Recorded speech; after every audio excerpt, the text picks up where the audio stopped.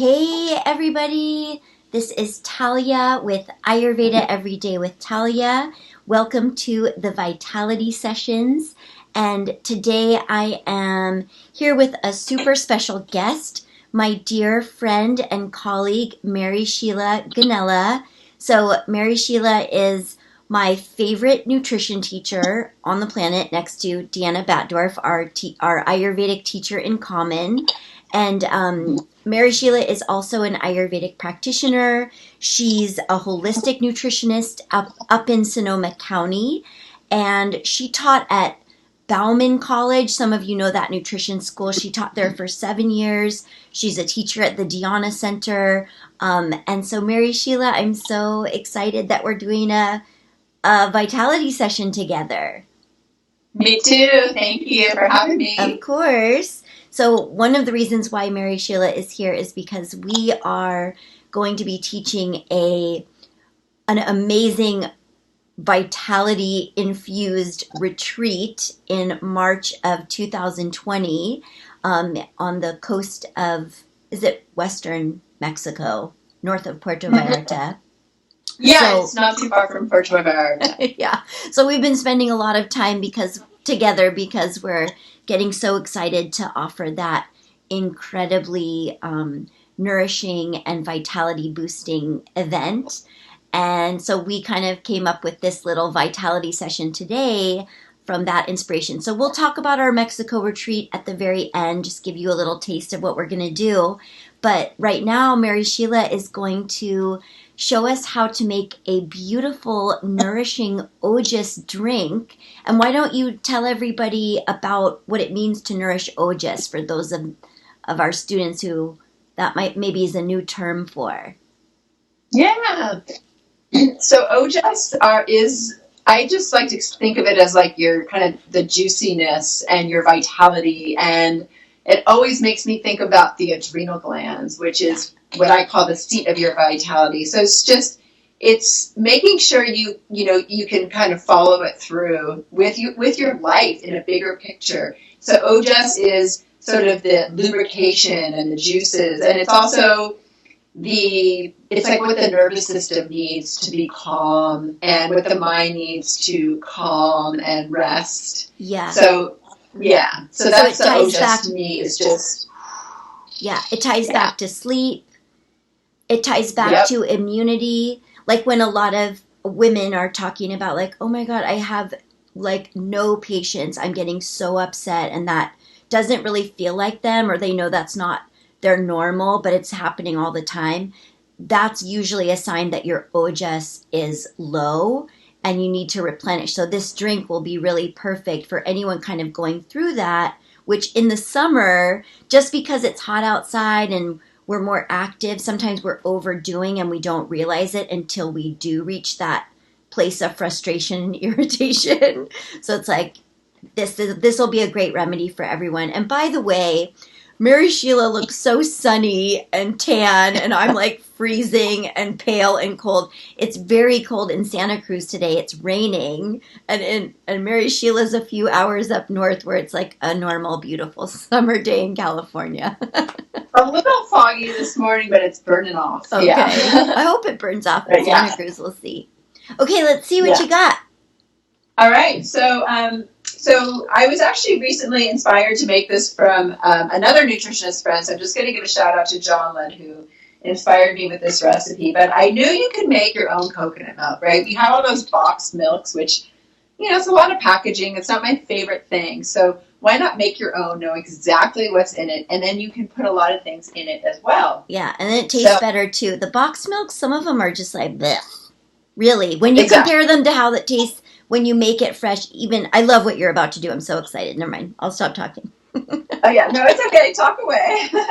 But, it helps to have some kind of blender, even if you have like an immersion wand or whatever. But, a higher powered blender is going to work pretty good for this. So I've got some coconut flakes, and it doesn't matter if you use the real thick ones or the thin ones. These happen to be the thicker ones. I don't know if you could see those guys, but they're the bigger flakes. Okay. So I'm going to put about 2 cups of, it's kind of I usually go about a 2-to-1 ratio. And the cool thing is you can even get these in the bulk section at the market, and then it even saves on packaging a little bit more. So these are just unsweetened organic coconut flakes. Okay. And what I'm going to do is I'm just going to add them into my my blender. And then I thought I would today, I always like to mix it up. You know, to me, making a recipe, if you feel inspired after this and you want to make this, it's see what you have on hand, more so than having to use everything that I have. I kind of opened my cupboards and said, like, who wants to come out and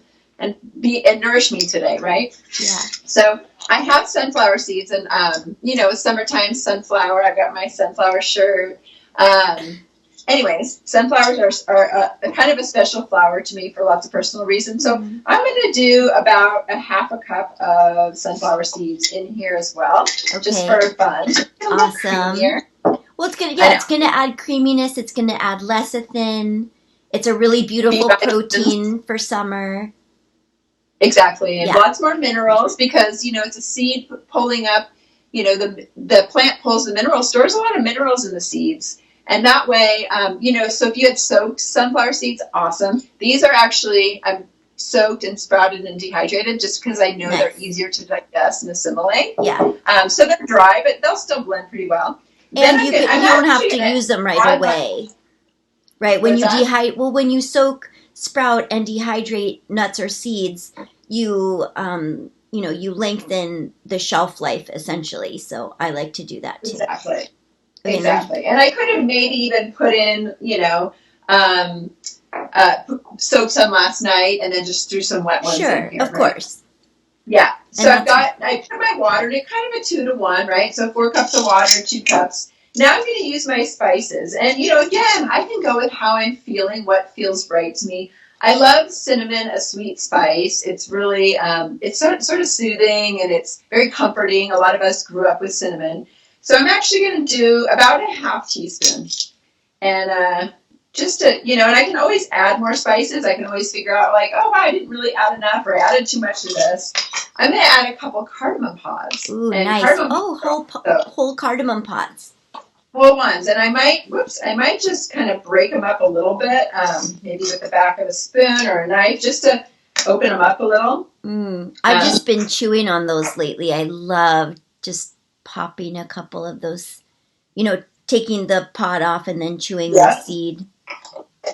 It's sort of like brushing your teeth or something, you know, like it really freshens your mouth nicely. So I put about 5 or 6 there, and I'm going to put a little turmeric, and turmeric is more warming, so, you know, coconut's more cooling, turmeric's a little more warming, so for you being in Santa Cruz, you know, when I serve you a virtual cup, you'll really appreciate. I know, yeah, and put some ginger in mine too, please. Yeah, right. And I'm going to do about 3/4 of a teaspoon there. And then the other herb that I selected, which is an Ayurvedic herb, and I'd love to hear anything you have to say about any of these spices and herbs, but I chose Shatavari. And Shatavari is, you know, the more, like, we're in the middle of summertime, we're busy, the days are long, you know, this is when we start getting a little, like, our nervous system is heightened.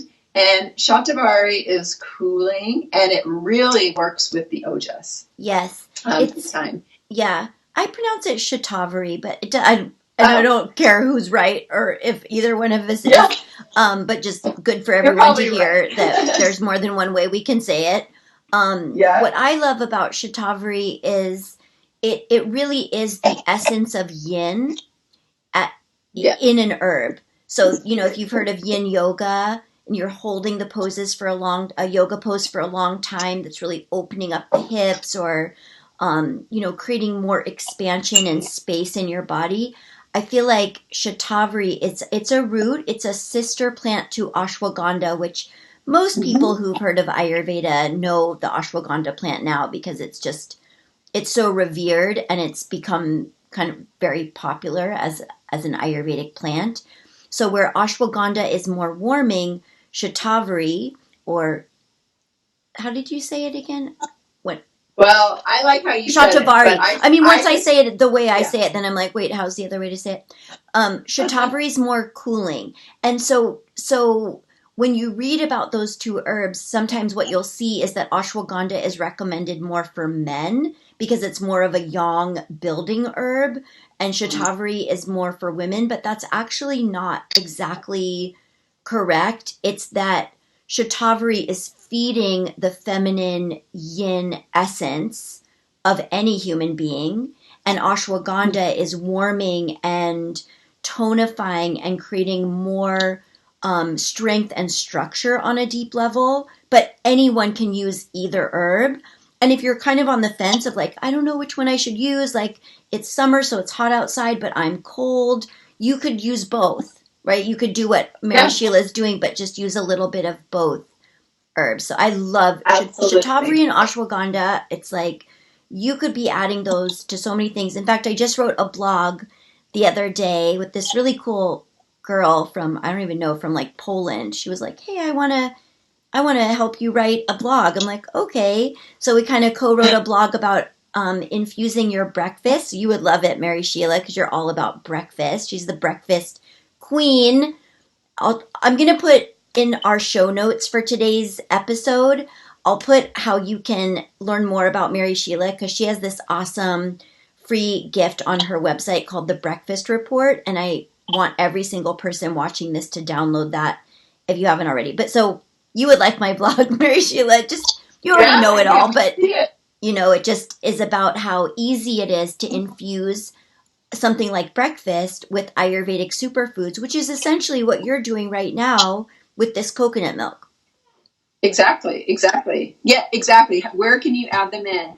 And then so the other thing I'm going to do is put 3 dates in. Nice. And the dates are going to give it the sweetness. And, you know, if you don't want it to be sweet, you don't have it to, but it just really helps round it out. And I always love rounding it out with a pinch of salt. Because that's, you know, yeah, you're right there with me. So I'm going to blend this baby. And dates are also nourishing for Ojas. Like so many of the things that you put in this is for Ojas. So, okay, we're going to wait for you to blend. It's going to get loud, and I apologize. Yeah, play with everybody. La, la, la, la.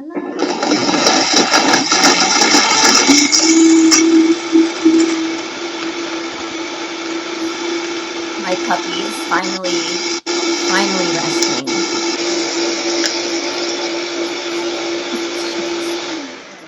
Okay.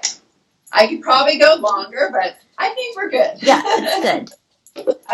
So the great thing now, I mean, if you're somebody that likes things real thick, or you're going to put this into something, you could probably, you know, maybe even not strain it. But I do like to strain it. What I was going to do is just strain it right over. And because I didn't right into the pot. long, I might not strain the whole thing. I might just strain a little bit right now, and then blend it a little bit more when we're not, you know, having to have everybody hear that. And that way, I can now warm it up as a cup, which is great. Just as a cup of tea. So I'm going to turn my heat on, and while we're talking, I'm just going to warm this up, and then I'll let you know how it tastes. Awesome. Aw, cool. Yeah. That's so fun. I love it. What a cool. And then once I make it, you know, I could just put this right back into like a mason jar in my refrigerator. Right. And it's going to last, you know, I'm going to try to drink it during the week. I'm not going to like, you know, forget about it and wonder if it's good in 2 weeks. I'm going to really try to drink it in the next few days. Yeah. But this could be great warmed up before I go to bed. Yeah. This could be great in the morning. If you like to, you know, if you ever have smoothies and you like to, use a milk, this can be your milk. Yeah. If you like to make a chia seed pudding or anything like this that would be so good. So there's, so many options. Yeah, and it could also be like a mid-afternoon, not necessarily a pick-me-up, because it's not going to be stimulating, but as a way to like deeply nourish yourself at a time of day when you might be crashing a little bit, and let it organically bring your energy back up, because like you said, it's very intimately linked to adrenal health, and adrenals kind of, if you are really tired, you tend to feel it quite a bit in the mid-afternoon, and so much smarter to do a drink like this than it is to try to pick up your energy with like, oh, I'll just have a second cup of green tea or, you know, chocolate or whatever. Yeah, and just that would probably be good in here too, is some cocoa. And one of the things that one of my mentors actually said once that's always stuck with me. And he said, at that 3 or 4 o'clock time, whatever it is, when it's, adrenal kidney time, he said, when you lay down, when you take a siesta and you lay down, your blood is going to pool back there and really nourish that area. And so it was just it's such a great reminder and sort of giving us permission, because I know sometimes I have clients that they feel bad if they take an afternoon nap. And I'm like, if you feel like you need it and you have the space for it, go for it. Yeah. And so even drinking something like this and then laying down, so you get that extra hydration, and then you can lay down, and the blood is just going to naturally pool there because you're laying down. That's a really good thing. Oh my God, it's so good. Yeah, be grateful if you have the desire to nap and the space to nap. That's like a celebration for sure. Exactly. And what I was picturing in the mid-afternoon is even like, this is something you would totally be like reclining as you drink. This is like chilling out time. Well, cool. Yeah. Thanks, Mary Sheila, so much. That was awesome. Can't wait to see how it tastes. And I'm going to receive my virtual cup right now. I'm so excited. Yeah.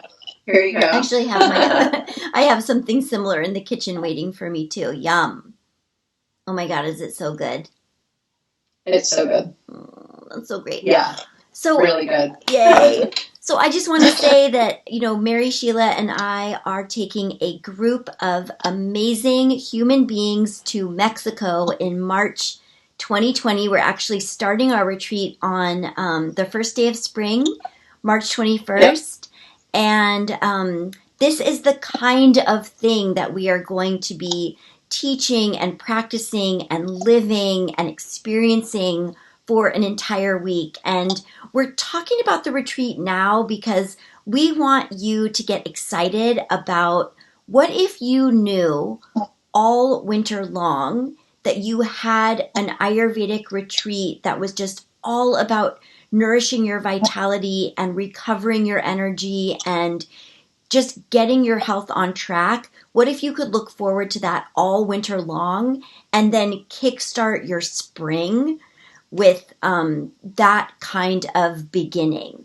So we're really excited about it. And like I said before, in the show notes, when you're watching this video, I'll put the link to our Mexico retreat where you can learn more about it. I'll put all of Mary Sheila's info, and Mary Sheila and I will also we'll collect what she just made as a rough recipe, and then, like Mary Sheila said, make it with what you have on hand. So don't wait to make it if you don't have Shatavari or you don't have cardamom pods. Like, that's okay. Make it with what you do have. And we hope you got a lot out of today's Vitality session. Thank you so much for watching. Thanks, Mary Sheila. Thank you, Paula. Bye. Bye.